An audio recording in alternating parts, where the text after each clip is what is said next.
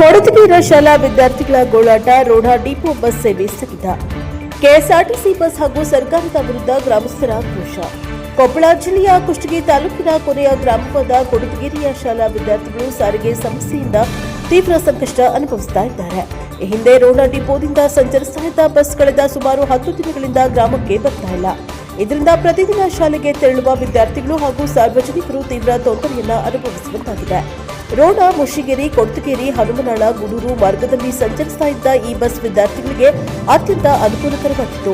ಪ್ರತಿದಿನ ಶಾಲೆಗೆ ಸಮಯಕ್ಕೆ ಸರಿಯಾಗಿ ತಲುಪಲು ಹಾಗೂ ಮನೆಗೆ ಸುರಕ್ಷಿತವಾಗಿ ಮರಳಲು ಈ ಬಸ್ ಪ್ರಮುಖ ಆಧಾರವಾಗಿತ್ತು. ಆದರೆ ಏಕಾಏಕಿ ಬಸ್ ಸೇವೆ ಸ್ಥಗಿತಗೊಂಡಿರುವುದರಿಂದ ವಿದ್ಯಾರ್ಥಿಗಳ ಶಿಕ್ಷಣದ ಮೇಲೆಯೇ ದುಷ್ಪರಿಣಾಮ ಬೀರುವ ಪರಿಸ್ಥಿತಿ ನಿರ್ಮಾಣವಾಗಿದೆ.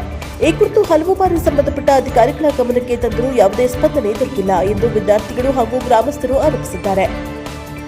ಕೂಡಲೇ ಬಸ್ ಸೇವೆಯನ್ನು ಪುನರಾರಂಭಿಸಿ ವಿದ್ಯಾರ್ಥಿಗಳ ಅನುಕೂಲಕ್ಕೆ ಕ್ರಮ ಕೈಗೊಳ್ಳಬೇಕು ಎಂದು ಅವರು ಆಗ್ರಹಿಸಿದ್ದಾರೆ. ಈ ಸಂದರ್ಭದಲ್ಲಿ ವಿದ್ಯಾರ್ಥಿಗಳು ಹಾಗೂ ಗ್ರಾಮಸ್ಥರು ಕೆಎಸ್ಆರ್ಟಿಸಿ ಅಧಿಕಾರಿಗಳ ನಿರ್ಲಕ್ಷ್ಯ ಮತ್ತು ಸರ್ಕಾರದ ಮೌನದ ವಿರುದ್ಧ ತೀವ್ರ ಅಸಮಾಧಾನ ವ್ಯಕ್ತಪಡಿಸಿದರು.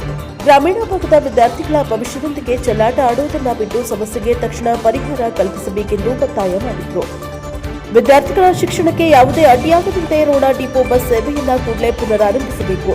ಗ್ರಾಮೀಣ ಭಾಗದ ಜನರ ಸಮಸ್ಯೆಗಳನ್ನು ಗಂಭೀರವಾಗಿ ಪರಿಗಣಿಸಿ ಕೆಎಸ್ಆರ್ಟಿಸಿ ಹಾಗೂ ಸರ್ಕಾರ ತುರ್ತು ಕ್ರಮ ಕೈಗೊಳ್ಳಬೇಕು ಎಂದು ಗ್ರಾಮಸ್ಥರು ಮನವಿಯನ್ನ ಮಾಡಿದ್ದಾರೆ. Bureau report, Mahesh K. Kavadagi, NK City Report, Kushtagi.